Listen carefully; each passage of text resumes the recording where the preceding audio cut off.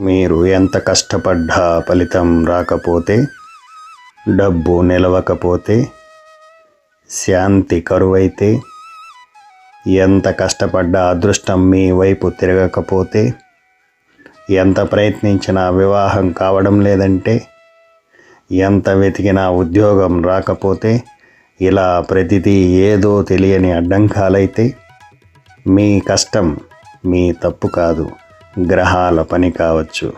గ్రహాలు నెగిటివ్లో ఉంటే జీవితం ఇలా మారుతుంది.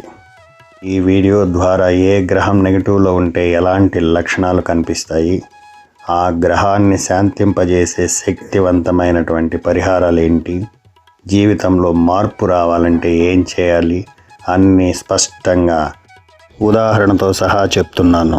చివరి వరకు ఈ వీడియో చూడండి. మీ జీవితానికి ఇది టర్నింగ్ పాయింట్ కావచ్చేమో.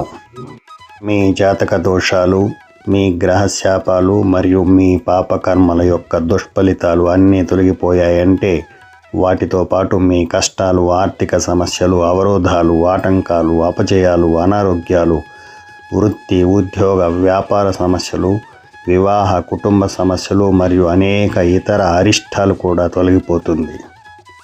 గ్రహాలకు రాజైనటువంటి రవి వ్యతిరేకంగా ఉంటే మీలో ఆత్మవిశ్వాసం తగ్గిపోతుంది.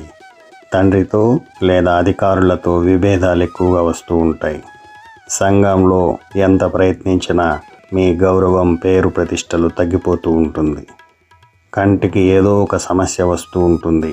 తలనొప్పి అప్పుడప్పుడు పీడిస్తూ ఉంటుంది. ఇలాంటి సమస్యలుంటే రవి మీకు వ్యతిరేకంగా ఉన్నాడని అర్థం చేసుకోవాలి.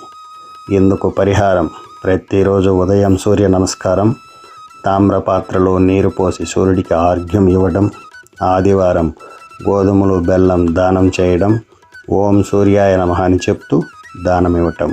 ఇలా చేస్తే పూర్తిగా పరిహారమై శాంతింపబడుతుంది.